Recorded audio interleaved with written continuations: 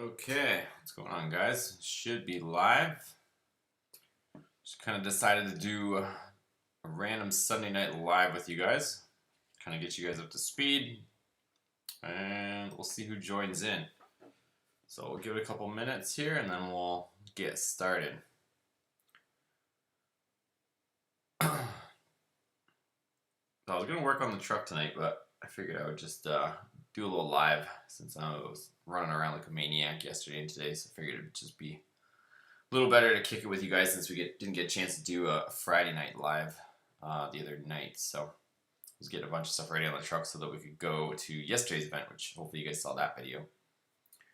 Osmar, what's up? What's up, Bronco?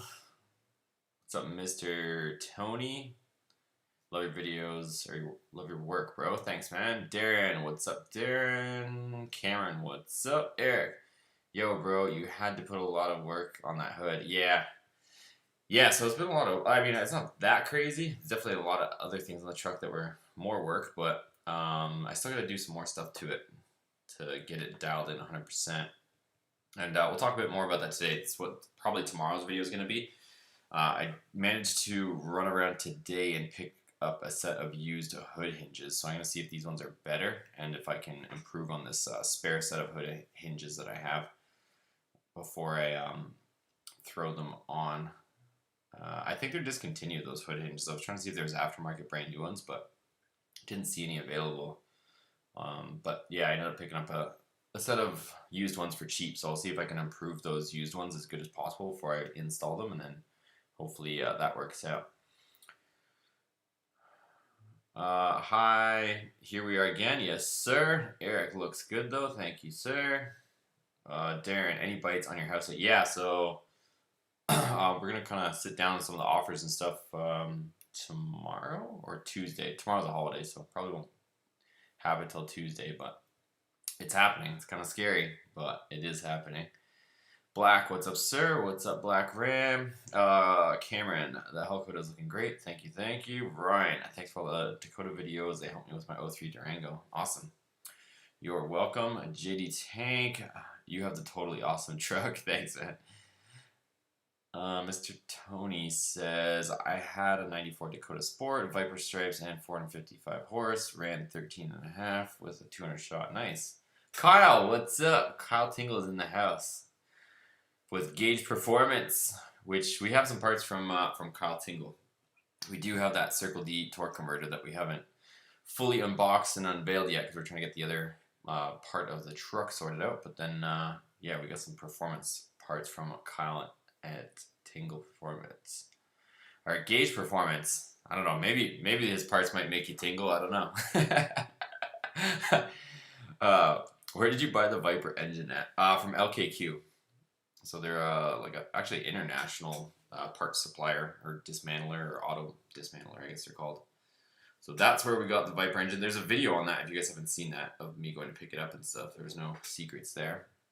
Kyle, hey man, channel sweet. I remember from watching you with small accessories, headlight bulbs, and minor things, to full-on motor swaps, interiors, and now hood swaps and mod. That's crazy. Nice work. Thanks, man. Yeah, I've always kind of done a bunch of like auto-related stuff, but this whole channel kind of kicked off.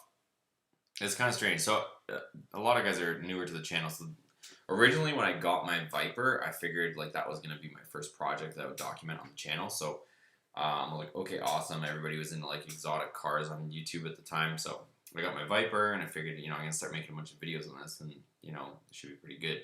So I made a bunch of videos on that and nothing really happened. So wasn't really sure why, whatever. Not a whole lot went on with my YouTube channel with the Viper. And then I was on the road for work and I was kind of bored. So I was stuck up in an Airbnb. So I wanted to do some stuff to my 2014 Ram at the time. So I had limited tools. So I figured I would try to, convert the truck to LED and get rid of some of those ugly bulbs. So I just started ordering bulbs from Amazon and they didn't work. So I figured I'd start sharing my experience and it just took off. Everybody wanted to see like what LED bulbs would work with the Canvas system. And one thing led to another. And then we started doing like, bolt-ons and it just went from there. So that's kind of how this whole thing kicked off. But yeah, it's pretty crazy. Let's see. Dakota builds. What do you think about RT wheels on a lowered Sport? Yeah, I say go for it. Do you mean on a Dakota or do you mean on a Ram? Because you got the Ram RT and you got the Dakota RT, right? Black Ram, will you ever sell the SRT10 truck? Probably not. Don't really have any plans to do that anytime soon. I highly doubt it. Eventually, I want to get a newer ACR, Viper ACR, to kind of fit into the little mini collection we have here. But yeah, I don't see me selling it. Hellcoda is masterpiece, bro. Real talk. I absolutely love that truck, man. Thank you, sir. Yeah, we got a chance to rip around in it yesterday, which was pretty fun. Talk about LA and Magnum engine, because in Mexico it's so expensive to buy a Hemi, stroker, or best option for street. As far as the Magnum stuff, I would probably try to use a lot of the LA stuff, because I don't know, I'm not huge on those things. Like I don't consider myself an expert on the Magnum and LA by any means, but they're just the Magnum platform is just expensive to make fast. Like, I know you might say that, you know, it's expensive to buy the Hemi, but you're better off going and picking or pulling a Hemi from, like, you know, an 03 or 04 or 05 Ram and shoving it into something than you are to modify a Magnum engine, because you're gonna have so much more aftermarket options for parts, because any Gen 3 Hemi from 03 and up is, you know, all pretty much the same stuff. So you can bolt on a lot of things. There's a lot of aftermarket companies like, you know, Holly, for example, that's starting to make a lot of parts for them. So whereas if you go into the Magnum stuff, a lot of the parts are discontinued, or they don't really, you know, nobody's making parts for them, and it's not really the best design engine. The exhaust ports are really small on those. So in order to get around the exhaust ports on the Magnum platform, most guys will end up swapping heads to a head design that'll flow better. So, and plus stock heads are known to crack on Magnum engines, so it's just, I don't know, I'm not a big fan, to be honest. It's just really hard to make a lot of power out of them. Maybe like throw like a 200 shot on it and just whatever you can get out of it, just send it, but until she blows, that would probably be the cheapest way to make power. But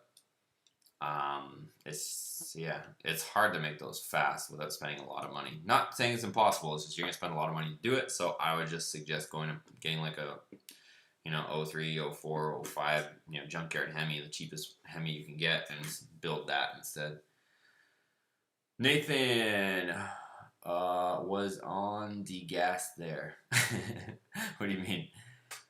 Mr. Hellboy, what's up? Dakota. Yeah, I would say throw RT wheels on a Sport. Why not? If you like that style better, I mean, who cares if it's not a real RT? If it's just a Sport, I say go for it. Guy, I have a 2019 Ram 1500 Classic Bighorn. Is it better to put a leveling kit on or 3-inch suspension lift? It depends. If it's 4x4, you're going to run into issues leveling it, or even, I think the 3-inch is still going to do the same thing.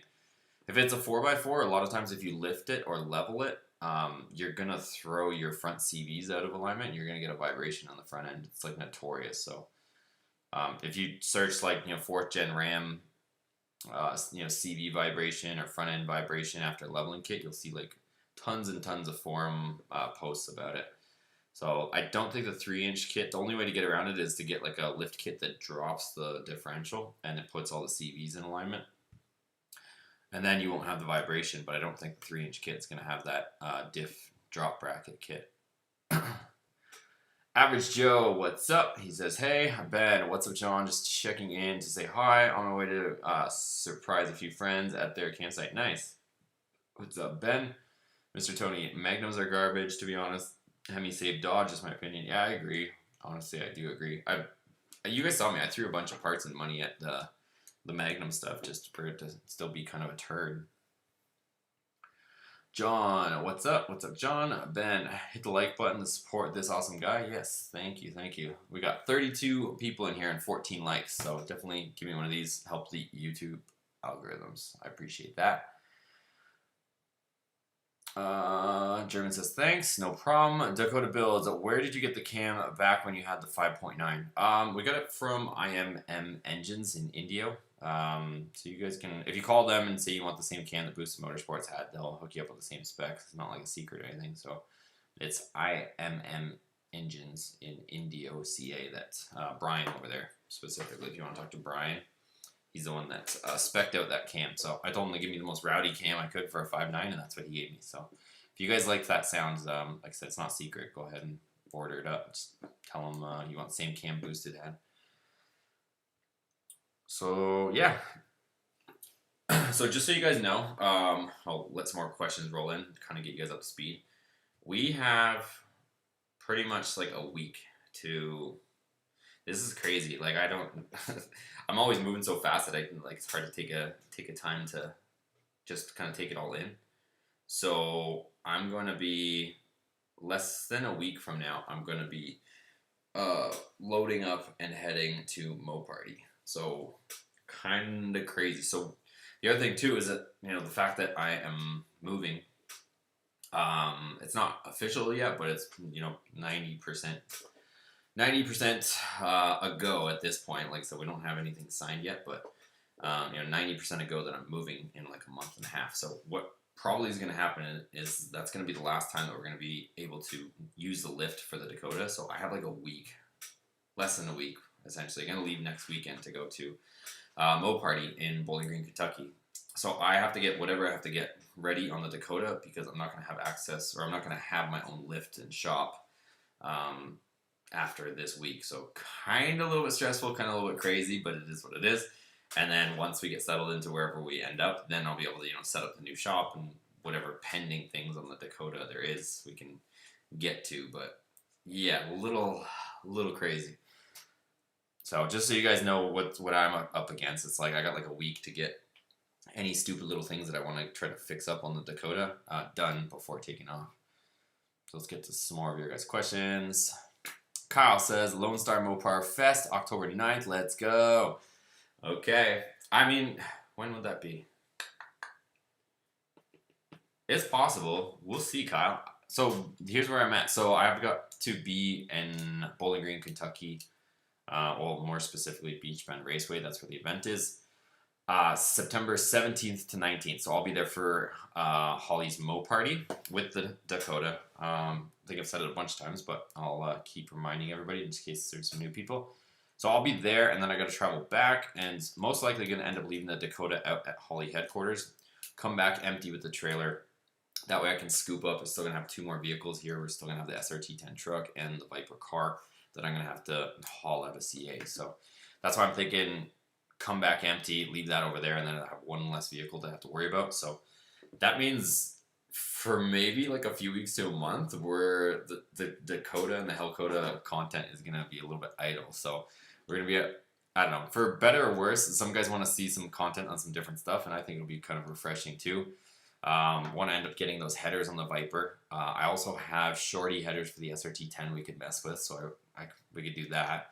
Plus, maybe we could take the SRT10 to some events, not like racing necessarily, because I don't know, I don't want to break another thing. I just don't want another headache. But yeah, a bunch of different stuff that we could do. So, because like I said, if the Dakota's not here, and I'm still going to be here for another month or so, we'll be working on some other stuff, and probably switch gears a little bit with content while we don't have the Hellcoda to work on. John says, so I've been having bad luck with Dorman products. Bought window regulator, wrong one. Came and bought door lock actuator, came broken, and tailgate latch wasn't great.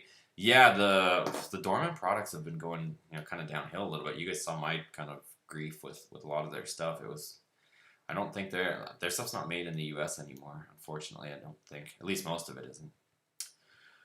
Mr. Super says, have you moved yet? No, not yet. So still here, kind of going through the whole deal process and whatnot. So I'll update you guys once that happens. But I'll definitely be vlogging it in the whole adventure. It's gonna get crazy here in the next few months doing that. Kyle says Houston Raceway. Yeah, I'll probably, like I said, I'm gonna end up more down that way, anyways. So I'm still up in there. You guys probably think I'm crazy. I'm still up in the air between Texas and Florida, but I will probably end up in one of those 2 states. It really just depends once I'm ready to buy, what I see. And even if I don't see anything, I might end up Airbnb-ing it for a little bit. So I might be a little bit we'll have a boosted gypsy over here for a little bit while I figure out where I'm gonna live, but one step at a time. So it's exciting and it's kind of a little bit stressful, but I'm looking forward to it. I think this change is gonna be good for us. Average Joe says, I have a 2010 Ram 4.7. Can I build that and how? Yeah, you can build it. There's not a whole lot of options for aftermarket parts for the 4.7. Personally, I would say save your money. If you really want to go fast and modify something, I would save your money by just getting what you want, which is probably going to be the 5.7. Because you're going to go broke trying to make that 4.7 fast if speed's your ultimate goal. If you just want to throw like an intake and a muffler on it, like, that's fine, but you're not going to be smoking a 5.7 with that 4.7. Ryan says, what I've noticed with my 03 Durango and the 4.7 is that most of the parts are discontinued. Oh, there you go. I just literally said the same thing Ryan said. Leaky Jeep 4.7 is junk. Ooh, you guys are being nasty to this man. Mr. Tony, is this your only job? Yeah, at the moment this is it, you guys. So definitely make sure you give me a thumbs up. Stop being stingy. We got 25 likes and 40 people in here. So give me that thumbs up so that we can get more people on this channel. Chris, your content is straight up legit. Love it all. Thanks, man. I appreciate it. You have an epic life, bro. All respect to you, my friend. Thanks, man. Yeah, I'm trying to keep it interesting and trying to, keep my sanity too, because you guys gotta figure, like, our channel's decent, right? Like, we're getting close to 100K here. But we're not like, some of these massive channels, whether it's, Cletus McFarlane or Street Speed or Whistling Diesel or whoever you guys watch, all these other ones, or TJ Hunt. Like, these guys are like, or even like Daily Driven Exotics, they have like millions, over 1 million followers, and it's a little bit easier for them to survive off that. Whereas our little channel, like, we're the underdogs here, so I'm trying to make this all happen with a very small budget at the same time. So Dodge has kind of always been a bit of an underdog in the industry. A lot of people are starting to come over the MOPAR scene, but it's still a lot smaller than the Chevy crowd or the Ford crowd. So you guys gotta do your best to support me in this so that we can hopefully get there one day. But yeah, I mean, giving likes are free, so we'll start with that, and any other support you guys can give, it's much appreciated. Hugo says, Magnums are bulletproof, but not the best for speed. Yeah, I agree. They're, like you said, they're a strong engine, but as far as trying to make power, they're kind of turds. Kenny, do you have any Viper wheels for sale? I want some for my Dakota RT. Yeah, so I do. I made a post. The black Viper wheels that were on mine, the SRT10, so like the 03 to 05, I believe, Viper wheels. They're legit Viper wheels. They're OEM, and they're black powder coated. Those are for sale. So if you're local, hit me up. I mean, I guess I could ship them, but it's going to be a bit of a headache. I'd rather, if you're local, to come pick them up. But DM me, get a hold of me, however you want. John Taylor, what's up? Hello, everyone. What's up, John? Wet Rat. Bro, low-key, you look like Johnny Sins. You guys watch too much porn. Average Joe. 10-4. Average Joe. I hit your like. Thank you, sir. Appreciate it. Curtis. I love your 03 Durango with the 5.9. Mustang, what's up? Full send. Yes, sir. Don't forget TFL.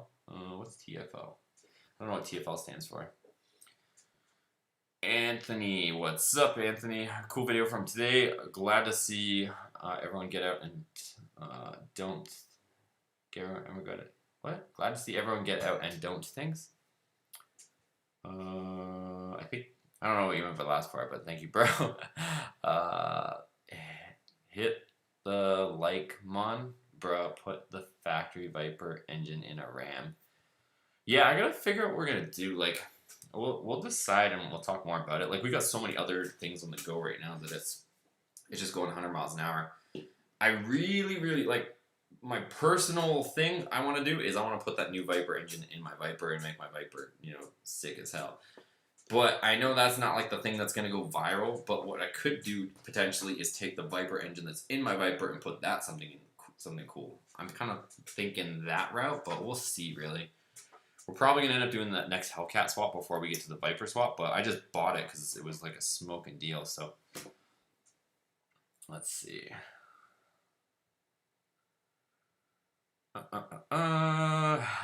Average Joe says the Demon is my speed. Right on. John, so have you changed your rear wheel bearings yet? Any tips I need to change mine out? You mean on like a Dakota, or what do you mean? John Taylor, where did you get the hood from? I got it locally, but there's a lot of the aftermarket like fiberglass and carbon fiber hoods and stuff like that. They come out of SoCal, so I got it through my buddy. But you guys can go on like eBay and just search the same thing, like Dakota Hellcat hood, and you'll see the same one. Let's see. Sorry, the flying here making me crazy. David, 5.9, 5.2 build at 202 heads, Edelbrock. He's got listing out all of his mods. Yeah, that's a lot of stuff. But like I said, like the build that you're listing out, like that is not a cheap build by any means. We ran a build like that. Like you're gonna be like 8 to 10 grand easy for something like you just listed out. I mean, no doubt it'll make some power, but you're not gonna, break records with that build either. Like you might be making like, 450, 500 horse, but you get like a stock Hemi and put a few bolt-ons on it, and you're making the same power. John, how are you and your girlfriend doing? Haven't seen much videos with her. I don't know. I kind of try to keep my personal life a little bit out of YouTube, especially with all dudes on on this channel. It's a little bit hard to, walk that fine line or that tightrope. But yeah, I'll update you guys at some point on that. But I'm not trying to be too personal with, I guess my relationship status on my YouTube channel. Efren, hey bro, love your videos. Thank you, sir. Matt saying, I'm glad to see everyone out and doing things.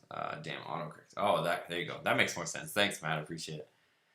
Mr. Tony, I've been sharing your channel with everyone I know, bro. Keep grinding, bro. You're going to be huge before you know it. I hope so, man. That's my goal. I'll just keep making videos, and if you guys keep giving it thumbs ups, hopefully we'll get there. Ben says TFL is another big automotive channel. Stands for the fast lane. Oh, okay. Gotcha. But what was the question with TFL? Let me see. I gotta scroll back up.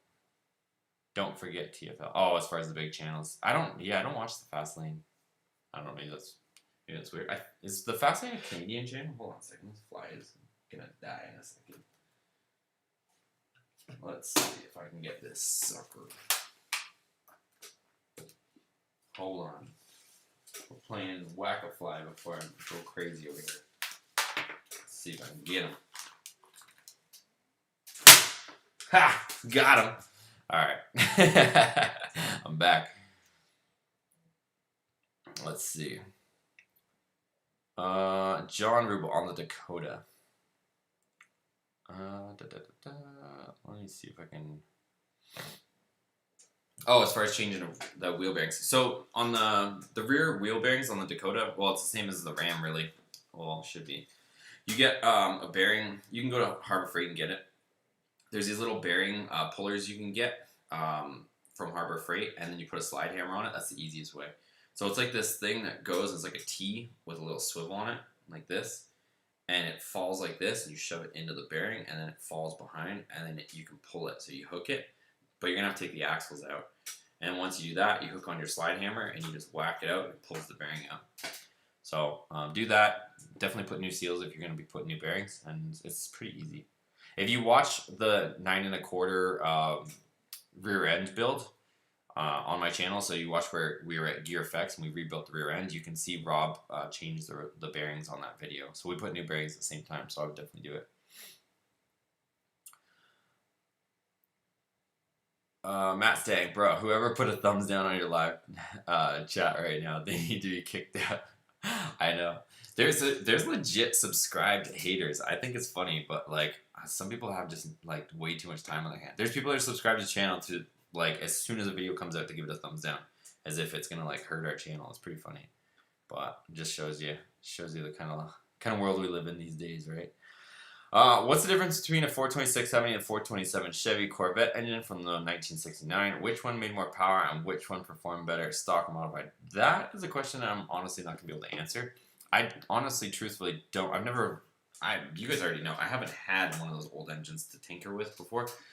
I'm only dealing with all the new stuff. So, some people might get mad at that or say, oh, you're not a real gearhead or something like that. I just haven't messed with it. It's like all that old muscle stuff is like before my time, right? So whereas all the new stuff to, one of those old school guys, they're kind of lost on the new stuff too. So kind of goes each way, but I stay in my lane. Like I said, I only know the newer stuff. Like I'm mostly Gen 3 Hemi, you know, the Viper stuff. I know all that stuff pretty well.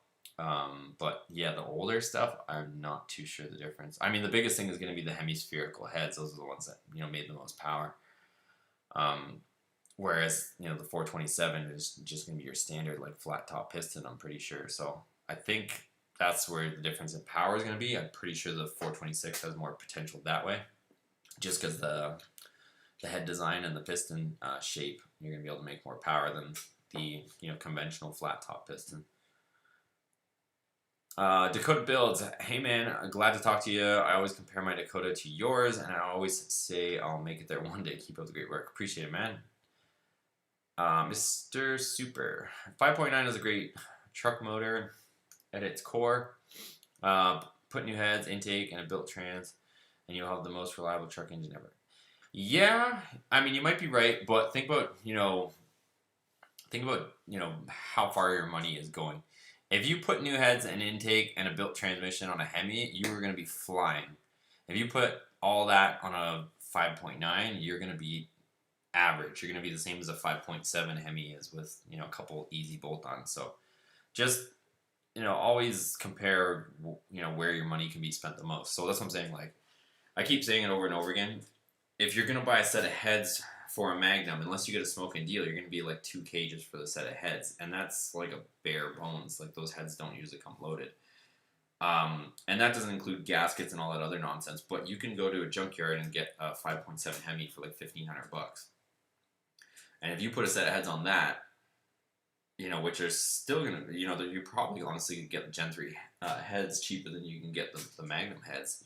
If you put a set of heads on a Gen 3 Hemi and put a cam in it or whatever else, if you want to do like mod to mod, like if you do equal mods to both motors, that 5.7 is going to far exceed the 5.9. So I'm just saying, there's a lot of swap kits, you know, engine mounts, all that stuff where you can make the 5.7, you know, work in your project. I just say go that way. Plus, a lot of parts are discontinued for the 5.9 and the 5.2, so. Steve says, how much money you have into the Dakota? I don't know. I'm broke. Help. Now, I don't know. It's hard to say. You guys know how much I spent on the swap. You know, there's a lot of aftermarket parts in there and stuff like that. It's hard to say, really. I've never sat down and calculated it, but yeah, there's quite a bit of money into it. Yeah, it's hard to say. There's more time into it than money. I'll admit that. Like, yeah, there's so many countless hours in that thing. The XO says your builds are the best. Your authenticity is why you're number one. Tell Jesus thanks, and then ask him what is next. All right, I will ask him. I think we could probably figure out what's next here as well. So, realistically, I think what's going to be next, there's a few things. I get a lot of crazy ideas. So if you guys watch the video from today, there's a lot of drifting. You know, the drift scene is big right now. I kind of want to take the 5.7 and make a drift build with it. Like, nobody really Hemi swaps too much stuff. Like, I kind of want to get like a popular drift car, whether it's like a Nissan 240, and put the 5.7 Hemi in it and go drifting. Or if we get like, you know, the older Mustang or something like that, put the 5.7 Hemi in it and go drifting with that. Like, I want to do something cool and go have some fun. Like, watching all those guys go drifting and stuff like that, it really made me want to go do it. But at the same time, I have so much time, effort, and money into the Dakota that I don't want to go smacking the Dakota off the wall. So, but I do want to get something crappy that we can go drifting with. And I think if we got like a cheap, like $500 or $1,000 Mustang and threw the 5.7 Hemi in it and went and had some fun, I think that would be pretty cool. But, so that's one of the builds that I had in mind. The other one obviously is making a true Hell Ram. So the Hellcat swapped single cab Ram, that's coming as well. So bunch of stuff. So I just gotta, like I said, I want to get relocated. We'll get kind of settled into the new spot, and then the builds, you know, we'll start working on the next project and finding the next chassis and all that stuff.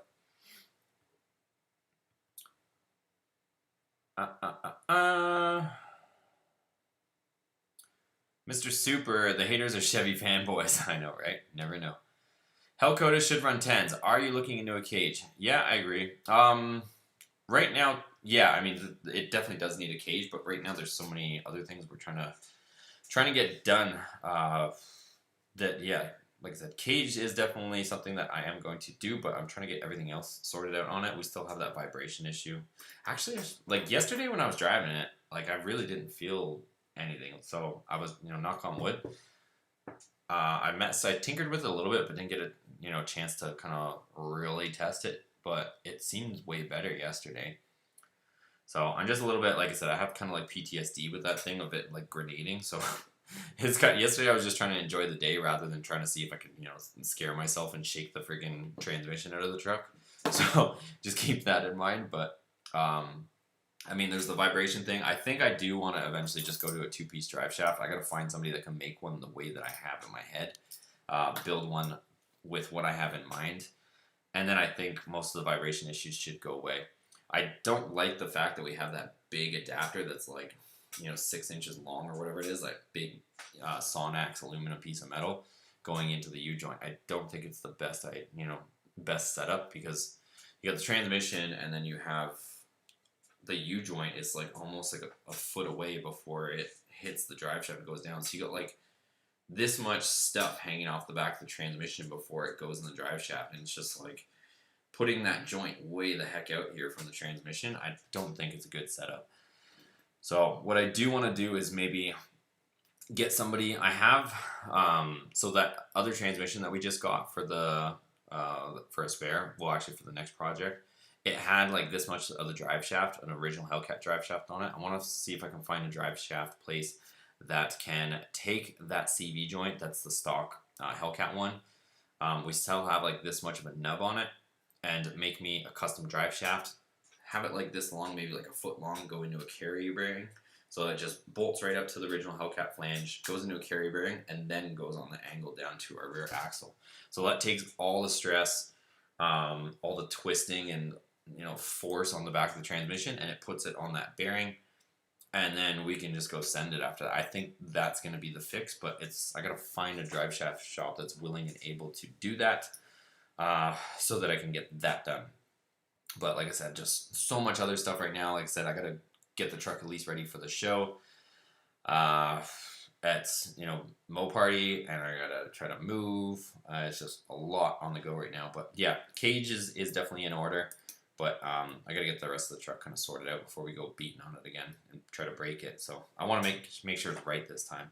Trust me, I want to go, go see what this thing can run just as much as you guys do, but I don't want to break it, and I got to watch out for my safety at the same time because, I don't need any transmission parts coming through the floor on that truck. So there's just a lot to contend with. Matt Stang says, I have owned over 22 Fox body Mustangs in over 25 years and love them hands down. I'm older now and love all makes models with their builds. Yeah, I was thinking of, I think it's called New Edge, right? Like the 99 and up. I was thinking of getting one of those because they're dirt cheap. And that engine bay was made for the dual overhead cam. So it's like the engine bay is super wide. So I think I could probably squeeze the Hemi in that. So I was thinking of just getting one of those and then dropping maybe getting 4.7 one. 4.7? I'm probably getting my numbers wrong. Not the 5 liter. You know how like that era didn't have the 5 liter? I think it's a 4.7 or 4.6. Don't quote me. But anyways, that engine, yanking that, putting the 5.7 Hemi in it and turning it into a drift build, I think it would be pretty cool. Because it would be dirt cheap, and if I whack it off the wall, I could find body parts or even find a new 99 and up Mustang pretty cheap to just throw all my stuff into. Plus, I think it would make a lot of people mad putting a Hemi into a Mustang, so kind of have to trigger people a little bit to get more people on the channel. Rick James. I was gonna say the third part of that, but might get demonetized. Good old Dave Chappelle. I'm Rick James. What's up, dude? What's up, Rick James? Matt saying with the emojis, why are LS1 swaps more popular than the 5.7 swaps? If the Hemi has more power and the 8-speed, let me just silence this, and the 8-speed shifts quicker, or is it because of 5.7 swaps? No, so it's actually, well, a couple things. So the LS swaps are more popular, I guess they're more popular because of their availability. They're easier to find, so they're a little bit cheaper. The other thing is the LS swap is a lot smaller. Like, the thing is tiny. So the LS platform is like one of the smallest, most compact V8s. So you can stick it in a lot of different cars and different engine bays. So that's why it makes it so popular, because you can sit there and take like a Mazda Miata and just drop an LS in it, because it's like the smallest packaged V8. Whereas the Hemi is a big engine, and the heads on it are, you know, it makes the engine way wider. So it limits you to what you can put it in.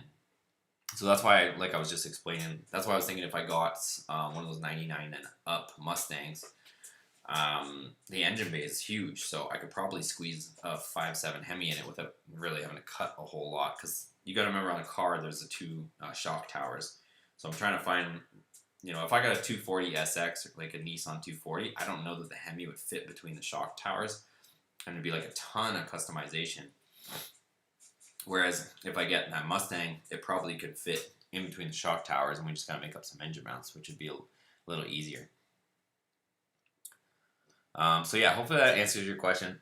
5.7 is just a bigger engine, and there's really only since like the last several years has there been a lot more aftermarket support for the 3rd gen Hemi stuff. So that's another reason for the popularity. So size, aftermarket availability. It's only recently that people are really starting to push the limits of the Gen 3 Hemi and, you know, squeeze a lot of power and a lot of aftermarket options for them. So those are all my reasons. When are we getting a minivan swap? Geez, you guys really want to see the SRT minivan. The thing is, it's just a rendering, right? If you guys look at the structure of a minivan, there's no room to put a huge engine like you guys are thinking. Like, yeah, they lowered a minivan. You know, there's a rendering of a SRT Hellcat minivan. They did a rendering, and they lowered it and put an SRT grill on it and all that stuff. But you're not going to fit that engine in there. You're going to have to sit in the back seat to be able to fit like a huge Hellcat engine under that hood. It's like the hood's like, you know, a foot long, and the Hemi Hellcat engine is massive. So, yeah, everybody wants to see that idea, but that would be like, yeah. I mean, I think I need to get a few more builds under my belt before we tackle something like that, because that would have to be completely like custom. Like, you would have to be like moving firewalls and all that stuff. Like, that's no easy swap, that's for sure. But I don't know, we'll see. It's like some what's that guy's name again? Why am I forgetting the guy's name? I don't know. It's like some massive build that that we would be undertaking. Matt saying the Hemi are a lot more expensive from what I read and see. No, the older ones aren't that expensive. Like I said, 03, 04, 05, you can get them out of a Ram truck for pretty cheap. John, I'm sure this has been answered, but I want to swap my Dakota to 5.7 Hemi. What all I need to make it happen? Yeah, that's going to be a big answer in here, but just go to Holley's website and look at their Dakota swap kit. It literally lists it out like step by step exactly what you need. There's the engine mounts, the transmission mount, the headers, everything that you need is on Holley's website. So just head on over there. Mr. J Magoo, how's the speedo? Just kidding. Love the content. I came in late. Any closer to a move location? Not quite. This place is looking like it's going to be sold here pretty soon. So I'll keep you guys updated on that. And then once that happens, that kind of lights a fire on me to start shopping. So I'm going through the whole process, and it really depends on what I can find when it actually comes time, which is going to be in the next like week or two. I'll really be starting to look. So I'm just taking things day by day, you guys, and I'm having to focus on getting the Dakota ready to go to Holley MOPAR. I'm going to be leaving in like a week to go to MOPAR in Beach Bend Raceway in Kentucky. So just getting that stuff ready. Letting the real estate agent take care of the rest of the stuff, and then yeah, it's gonna get pretty exciting here pretty soon. So like I said, I'm kind of nervous, kind of excited, but I think it's gonna be a good change. Let's see. Hell Viper, I looked at that. I did the dimensions. Like, the engine would sit way too high. The blower on the Hellcat motor sits too high, and it's too long to fit. So yeah, the way the Viper is, how it's got a really low profile and it's low to the ground, there's no way, like, the oil pan would be dragging on the ground, or the hood wouldn't even work. So unfortunately, that's not an option unless you completely made a custom hood, which would be insane and kind of beyond my skill level at the moment. Joshua would love to see the Hellcat in a 5th gen single cab short bed. That's probably where, well, that is where it's going to end up most likely unless things change. That's what we're trying to do. So,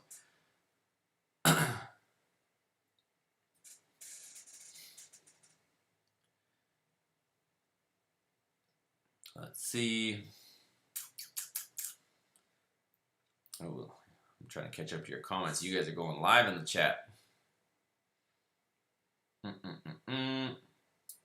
Throw the Hellcat engine and Fox body Mustang. Yeah, we could do that. Actually, the guy that we bought the transmission off of, that spare transmission, he's actually doing that. So he's got a build that he's putting a Hellcat in a Fox body Mustang.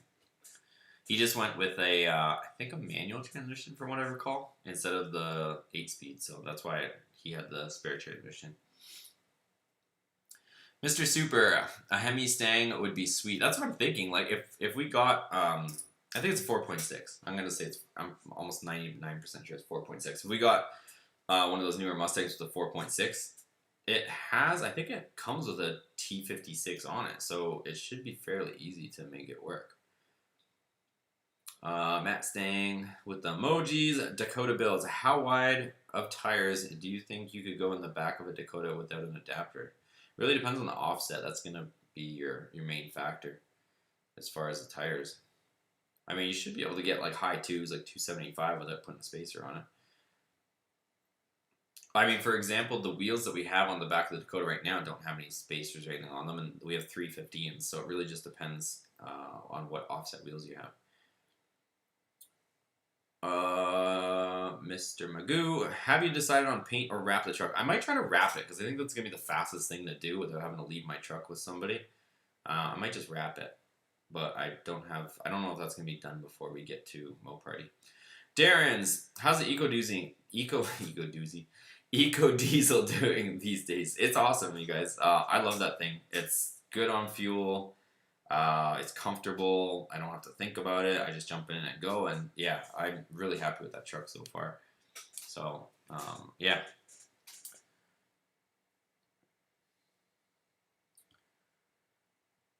Average Joe says, "Hey, please do me a favor and favor as subscriber here. Can you view my channel comment so I can make improvements?" Not sure what you're asking. CTX Racer, what's up, buddy? I got some headers for the Vipers, so I'm gonna be probably throwing those on. So might be some Viper content coming for us pretty soon. So we'll see. But good to see you here, man. Hope you're doing well. Matt saying the Dodge 4.7 is identical to a Ford 4.6. I'm not sure who copied who first, but they're really close to each other. When I was at Comp Cams, I did a few custom grinds, and they have to shim up the lifters. Oh, okay, cool. Joshua says mid-engine minivan. No, that's a crazy build. We gotta get some of the other stuff soon. Robert says, "Hey, what's up, Robert? Love the Hellcoda. Thank you, sir." Where are we here? The comments, this thing keeps jumping all over. What is Holly website? It's holly.com. So pretty easy to find them. Blazing King. Were you thinking about Boosted Boys with their drag racing? No, because I mean they just threw a 4-cylinder, like they just put like a K series in their minivan, right? So it wasn't really a space thing. They shoved a little 4-cylinder in there, which they had enough room. But everybody's talking about me putting a Hellcat in a minivan, which there's just no way physically that would fit. You're talking about taking a front wheel drive minivan with a little motor in it and converting it to rear wheel drive. It doesn't even have like a transmission tunnel for a rear wheel drive, so it's like it would be an insane project. Like it would be you'd have to completely cut something up and try to fab everything. Love the haircut. Let's make some big power with the Viper. I know, I'm trying, man. I am trying. Pretty soon. So if you haven't seen, we have a 2016 Viper engine, so we're probably gonna be doing that swap soon. So a lot of big things coming. Gamer Alien, hi, happy Sunday. Thanks. You as well. Mustang, the housing market is insane. I would wait until the new year to get a house. I believe the market is going to crash again and the prices will drop a lot, just like in 2008. Yeah, I was kind of thinking this fly is back. Let's get him. Unless it's a new one. People were in the house today, leaving the doors all open, so I got to deal with flies. Oh, I missed him. He lived another day. He lived to see another day, maybe another 5 minutes. We'll see. Yeah, we'll see if we're going to see a housing crash. A lot of people don't think we are because everything's propped up with, printing money and free money. But plus, they say that the 2008 crash was made on a lot of bad loans, whereas the loans aren't necessarily bad these days. Just people are, getting free money from the government. They're not going to work. So I don't know. There's a whole lot of stuff behind it. It's really hard to say. Even like the experts can't really say whether it's going to crash or keep going. The other thing, too, is with all the money printing, they're talking about a lot of inflation. So, even though there's a lot of people that aren't working, with all the extra cash in the system and in the economy, it's devaluing the dollar. So it could, they call it crashing up, where they're printing so much money that it crashes up. So, the economy crashes, nobody's buying everything, but the prices of everything go up, actually up instead of down. Kind of a weird concept. But one thing I do know is I don't want to be sitting on cash at the moment. That's why I'm trying to keep different assets and stuff like that, because the value of cash, you guys can see when you go to your local grocery store, the price of everything is going up. Even on like the used cars are going up. So, those prices are going up. The grocery store prices are going up. Housing is going up. Even utilities, like the water bill here, I think I was telling you guys in the last live, is stupid. It's like almost $300 a month just for myself. Like, it's just nuts. So everything is going up. So it kind of means, like, obviously inflation, right? So kind of economics 101. Let's see. Wet Rat says Hellcat Durango. Yeah, I mean, there's the new Hellcat Durango, right? I wouldn't do another one because it's pretty much going to be the Dakota. Or sorry, I wouldn't do the older one, like the first gen Durango, because it's going to be like my Dakota with, a back seat instead. It's going to be the same thing. So I wouldn't go through all that again. John Taylor says, John, where can I get a windshield banner? Shoot me off an email. I could get you hooked up. Other John says, when are you shipping out the Decals? I shipped them out, John. You should be receiving them, but if you didn't send me an email, send me an email. I'll double check that I sent yours out. Matt Stang says, no way, John. Does he have Instagram or anything with Hellcat Mustang swap? Yeah, let me look it up for you guys. Give him a little shout out. Let me see.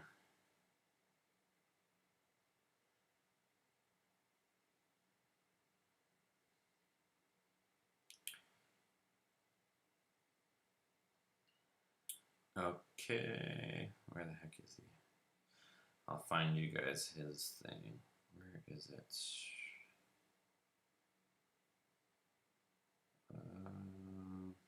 I don't know what his. Let's see. Let me see if I can find it. We've got so many conversations here. I don't know what his actual thing is. Maybe you can follow his personal one if you want. Oh, here it is. So it's here. I'll write it in the comments. Hell_Fox_Notch. So you guys can see his build there. So that's what it looks like. Hell_Fox_Notch. Yeah, you can kind of see the little Fox body. You can see the Hellcat motor all sitting in there. So a pretty cool little build too if you guys want to check it out. He's got a whole thing there. So he bought a, yeah, I think he's doing a 6-speed. So he's still underway on his build, but that should be a pretty crazy build too. So check that out if you guys want to check a Mustang and a Fox body with a Hellcat swap. CTX Racer, the T56 in the Stang is garbage. You need the 1314 TR6060 to make that Stang Cat work, be semi-reliable. Yeah, true. I wonder if I could do it that way too. I'm wondering if I could just take like the 5-speed out of a Dakota since it would probably have the right bell housing for the 5.7 Hemi, since all the Mopar bell housing's the same. Just take like a 5-speed out of something like that, throw it in there. I wonder if they make. I'm pretty sure they do make like a 5-speed Ram. I gotta look into see what transmission those things have, so if I could get it to work. Charles, when you do a 5th gen swap, what are you gonna do with the other setup? Yeah, that's kind of what we're thinking is, like, I really want to put the 2016 Viper engine in my personal car. You know, not that any of these cars aren't mine, but I kind of want to put the newer Viper motor in the Viper, and then we could take the Viper motor or Viper swap out of my Viper and maybe do something crazy or weird with that. Because I just think like putting the newer Viper engine into something crazy or weird, like it's gonna have that wow factor, but getting the actual chassis to hook up and do what we want to do. Whereas if I put that Viper swap in my Viper, at least that chassis is all set up for that platform, that engine, and that kind of power. So, you know, the sky's the limit. Whereas if we put it in something else, it might be cool, but I don't know we'll necessarily be able to send it, if you know what I mean. So that's why I'm thinking we take the Viper engine transmission that's in mine, and originally I was thinking recoup the money, but maybe we stick it in some weird project or something, right? So we'll see once we get there. I think that one's probably going to be like a next year thing. I'm thinking this fall, early next year is going to be the 4th gen single cab Hellcat build. That's probably realistically like beginning of next year, end of this year is going to be the 4th gen single cab once I kind of get relocated and settled in. So, and then yeah, the Viper swap would probably happen like, you know, maybe middle of next year, whenever we get the next one kind of sorted out.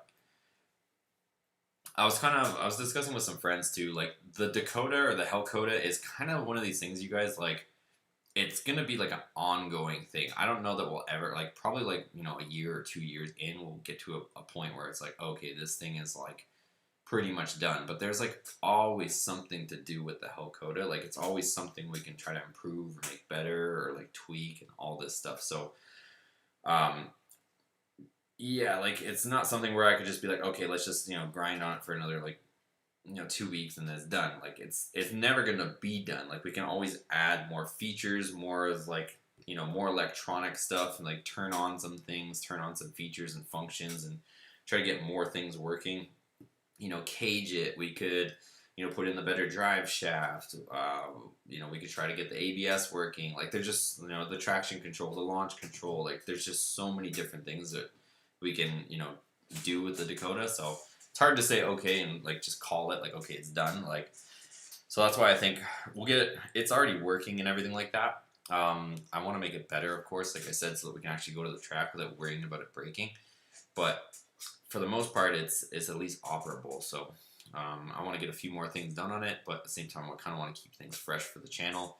Not saying we're going to just abandon the Hellcoda, but I need to, for my own sanity, I kind of need some other stuff on the go too. So probably, like I said, later this year, early next year, we'll start the 4th gen single cab Hellcat swap.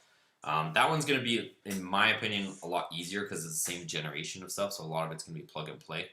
So I don't think it's going to be as insane as far as like labor and stuff as the Dakota is and was. So we should be able to get that one, you know, sorted out a lot faster than this one. John says, where did you get your seats at? I want a set for my Dakota. Those are Jason's seats, so they're actually Corbeau. So if you go to Corbeau's website, you can find those seats with the rails and all that stuff. Hell 300, yeah, that's been done. So they took a Chrysler 300. First they did a Hellcat swap, and then they did a Red Eye swap, and then they did a Elephant swap. So yeah, that's on that other guy's channel. Charles, Dodge came out with the 4.7 in 2000, and 99 was the last year for the 5.2. Gotcha. Matt Stang, you guys are talking amongst each other. Gamer, I always wondered, why did you choose the Charger interior instead of the Durango interior? Well, I mean, the Charger interior was what came with the car, right? It kind of just all worked out that way. So the donor vehicle was a Charger, right? So that's why we went that way.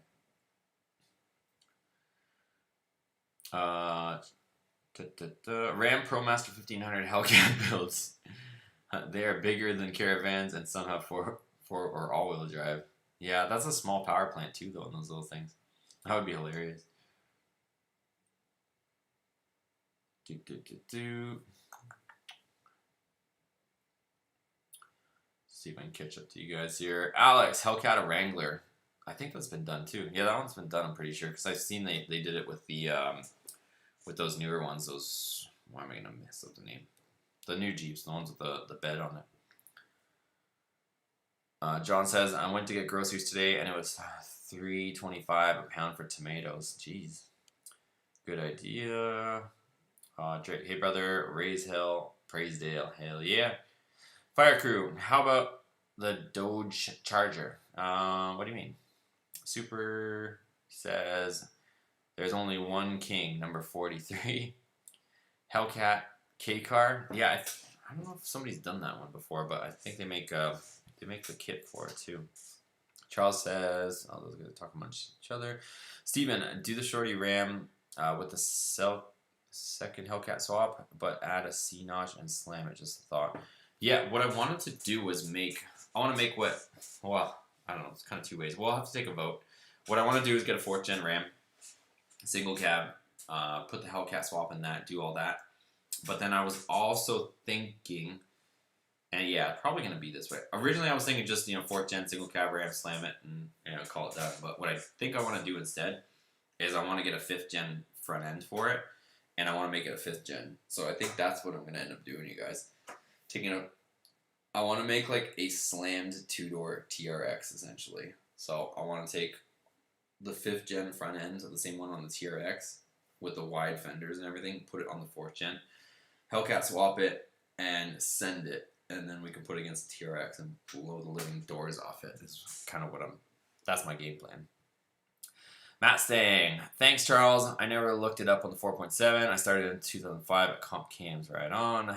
CT, if you go Gen 5 Viper and your Gen 2, you can go full Motec and boost it to the moon. That's what I'm thinking, honestly. So that's my game plan. Hell Dart, it's like a go-kart with a Hemi. I know, right?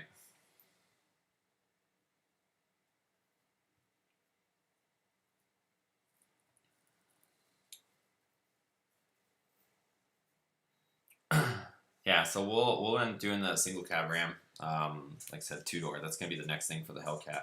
So, Ram or Dodge or whatever never made an SRT 8 or SRT 10, version in the 4th gen Ram. So, I think it was a bit of a missed opportunity. So that's what we're gonna do. We're gonna build one. Average Joe, is the Viper faster than the Demon? No, definitely not. Not even my Viper, not even the new Viper. Why haven't you gotten a sport front bumper kit for the Hellcoda? What do you mean by sport front bumper kit? I don't know if you're talking the newer bumper that's all one piece. I don't really like it, to be honest. I prefer my bumper over the 03 bumper that's all one piece, because the 03 bumper has these big, stupid, ugly holes that are like this big in the bottom of it, whereas mine doesn't. CT Racer X, what ECM are you using in the Dakota? It's all Hellcat wiring and computer PCM. This freaking fly. You guys see that? Fly in my face. Oh, he's gonna get it. Hold on. I think I got him. Steven says, will you be using the Terminator Max ECU for the Hellcat Ram, or will you track down another Hellcat ECU? It's probably going to be all plug and play, so we'll probably be able to use the stock PCM is the plan. Average Joe is, I did that on Candy, oh man. I don't know what you mean. Skoden, 392 or 410 gears. It really depends what you're asking for. I don't know if you're asking about our trucks or builds or yours or what vehicle, or it really depends. Dakota, what lowering kit did you use for the Dakota? It's got a Beltec kit in it, so it's got the Beltec, I guess 5-inch drop in the rear. So it's got the Beltec hanger kit for the back, and then just cut RT springs in the front, which is what everybody on the forums recommends. Charles, can you by any chance get the paint code? Oh, the paint code for the pearl blue, the Dakota. It's called Intense Blue Pearl. I don't know what a paint code is though, but it's Intense Blue Pearl is the color of it. Give me 1 second.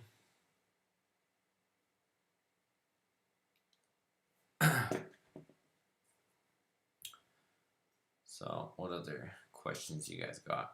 I was just shuffled to commercials. That's crazy. I don't have control over that, but that's interesting. I was speaking about the bill he spoke of earlier with the bed 12 and 14 for TRX.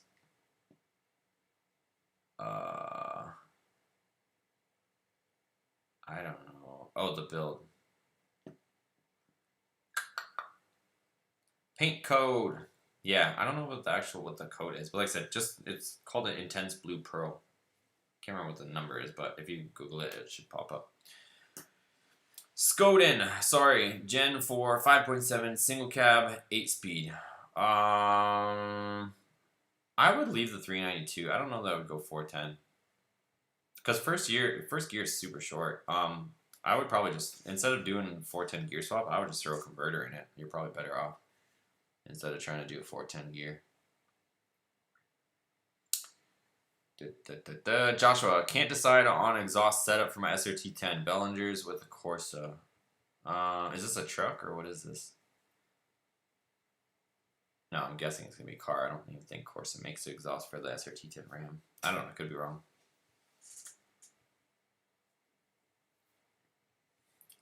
Average Joe, I don't know what you're saying. You're speaking in code. give me a question that I can understand. I'll do my best to answer it. Oh, also, I mentioned this on the last live, and I'll mention it here again. If you guys want, we are offering a new thing here on the channel. I got this idea from another YouTuber. I think it's an awesome idea and concept. It helps me out. It helps you guys out. Without sounding like a complete douche, you guys, I get so many questions on a daily basis. Doesn't matter if it's through Instagram, Facebook, emails, people, sending me messages asking me, hey, can you help me with this problem? I'm having this problem. What do you think I should do for Moz? What should I do for a build? What do you think about this? What do you think about that? What do you think about this? So a lot of people are contacting me, asking me questions. I'd love to help, but at the end of the day, you guys got to remember, this is my job. This is how I make my living. So I only can devote, if I answered every single email and question and DM that I got, I wouldn't be able to work. So what I'm going to start doing, like I said, got this idea and concept from another YouTuber. What he does is you send him, he started off at a reasonable rate, and that's where I'm going to do, or where I'm going to start. It's $50. You send me your question, and I will make a video response, and we'll post it to the channel. If you want to keep it private, we can keep it private, but I think it's cool to keep it public. So you have the option to, but you make your donation. It's going to be $50, and you ask me your question, and I will make you a video response on your question. So it can be anything, automotive, truck related, car related. So it helps you guys out. It gets your question answered. Maybe you have a problem or an issue. I'll try my best to, try to diagnose it, from afar, remotely, as possible, and that's what we're going to start doing. Or if, honestly, it's a pretty cheap way to get a shout out, honestly. Not trying to, commercialize my channel, but if you guys, want me to, review your truck or car or whatever it is, it's $50.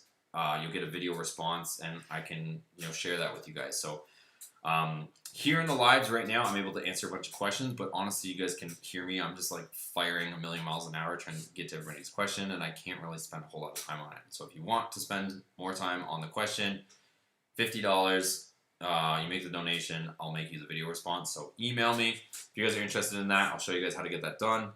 I'll put here in the comments what my email is, and if you guys are interested in that, just send me an email with the title, say, video response or paid video response, any of that stuff, and I'll get you guys hooked up and set up. So there's my email for the channel. in the chat. So like I said, if you guys want to do that, it's $50 to start. You know, as things get bigger and I get more busy, the price might get up or go up. So take advantage of that if you guys want. Like I said, I think it's a cool idea. I've seen other YouTubers do it, and we're going to start doing it here so that I can actually answer some of you guys. So if you guys send me a question, like I said, some of the paid members are ready. I'm more likely to respond. Like, you know, some guys know, like Matt Stang's always hit me up on Instagram, so I kind of kick it with him. So, you know, the people that are supporting me, I'm able to, you know, spend a little bit more time with. So this is just another option for you guys. So again, $50, I'll give you guys a video response, and the email is in the chat. So if you guys want to do that, it is open. Let's see. Oh, 2004 Ram SRT10. Okay, got it. Can't decide on an exhaust setup. So for 2004 Ram SRT10, I haven't really messed too much with the exhaust setups on the SRT10 Ram. If you ask me on the cars, like Gen 2s, I can tell you hands down what to go with. But as far as the Rams, I don't know that I've heard a Corsa setup on the SRT10 Ram. I'd be curious to know if it sounds anything like the car setup, because the cars, I have a Corsa on the Gen 2 Viper car, and it sounds phenomenal. But I haven't looked into what it sounds like on the truck. I would assume it sounds similar, so I would say definitely Corsa. On the headers, honestly, it's not going to matter too much of a difference. Again, I'm not too familiar with who makes what as far as the headers on the SRT10. I've got Gibson ones that I was going to throw on, shorties. But it depends. Like right now on the truck, I have a electronic cutout setup, which I like because you can kind of cruise around, not make any noise, and if you want, you can pretty much go open header. So that's the route I went, but I don't think you can go wrong with Bellingers and Corsa. Definitely the Corsa. I mean, on the other side, on the header side, I would say maybe you could mess around and shop around on the header side, and it wouldn't make too much of a difference in sound. But I would stick with the Corsa on the catback part.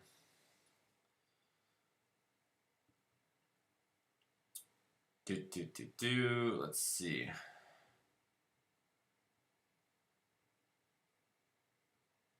PV3, there you go, Robert, I think answered.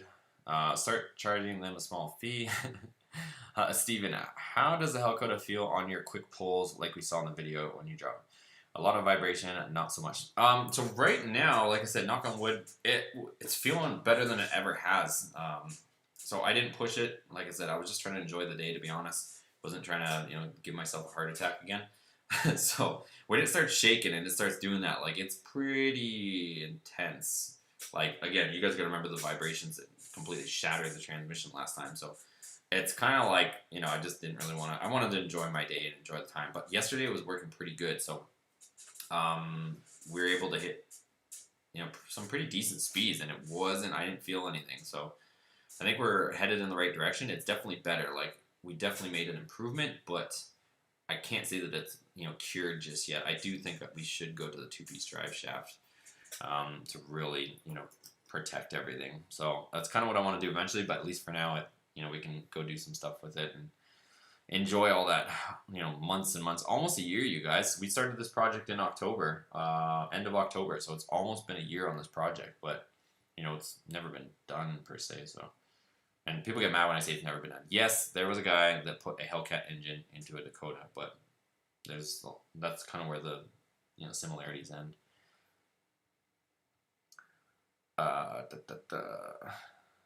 Robert, code. Yes, sir. Charles, had a 2000 Dakota Sport with 4.7 in extended cab. Same color as yours. Lowest build. Thank you, sir. Appreciate it.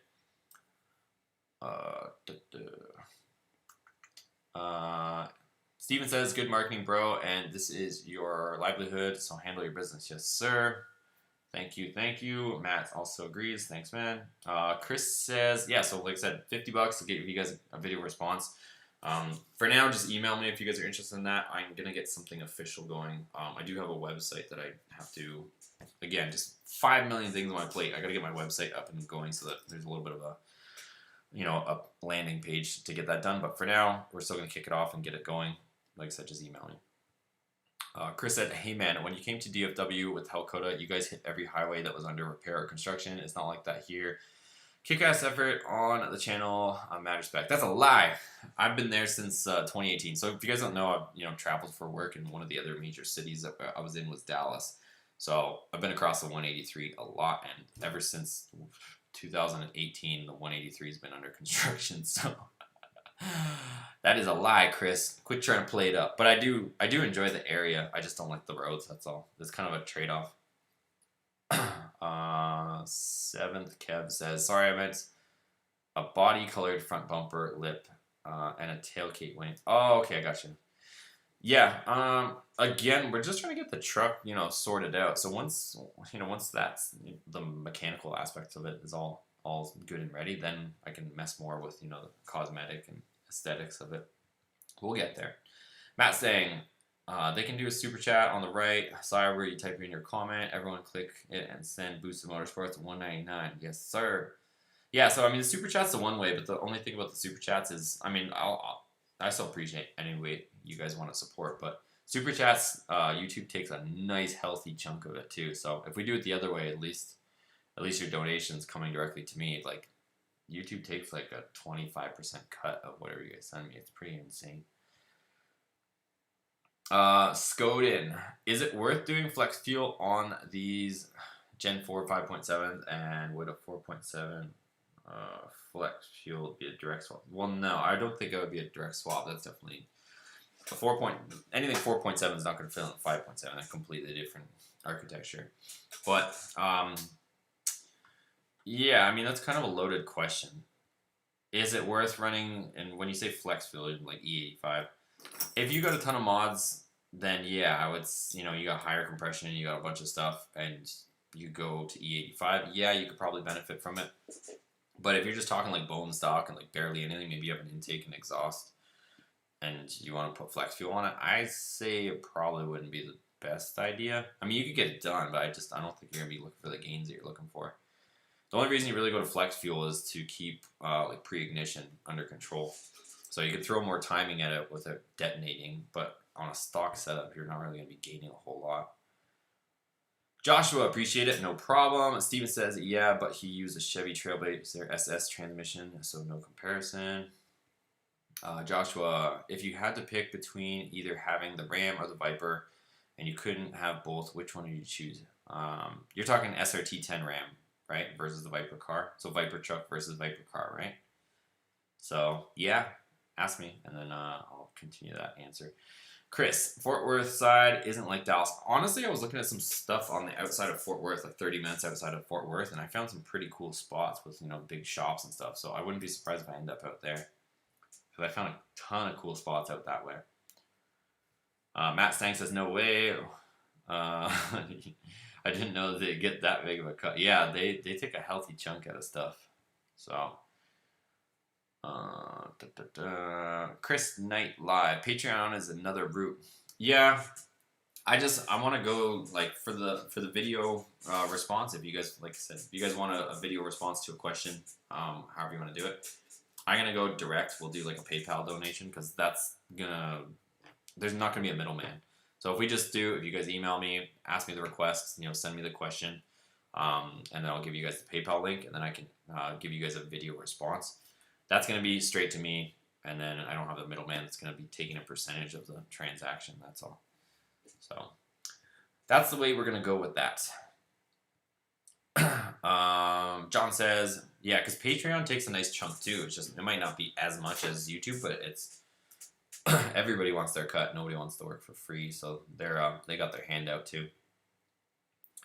John says, so I'm getting ready to install Flowmaster Super 40 on a 3.9 V6 and excited. Any tips on the install?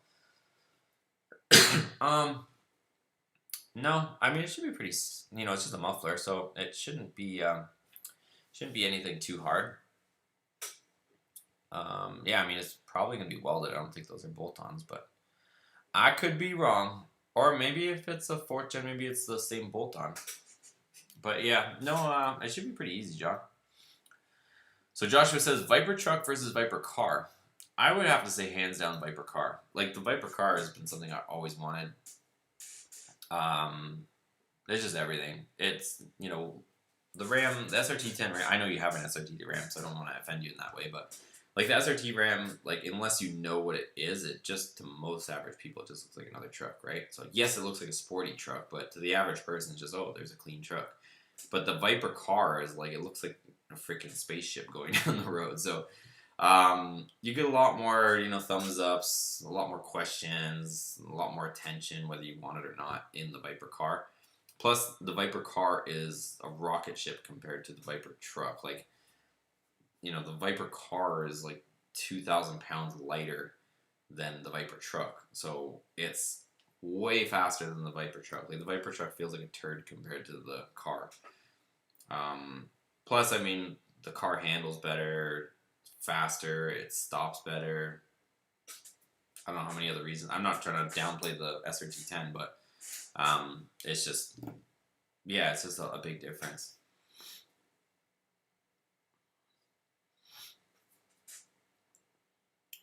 So, yeah, I'm going with Viper car on that answer. Steven, if you swapped a new Viper power plant into your car, definitely boost it, bro. I feel your Viper should be your channel car.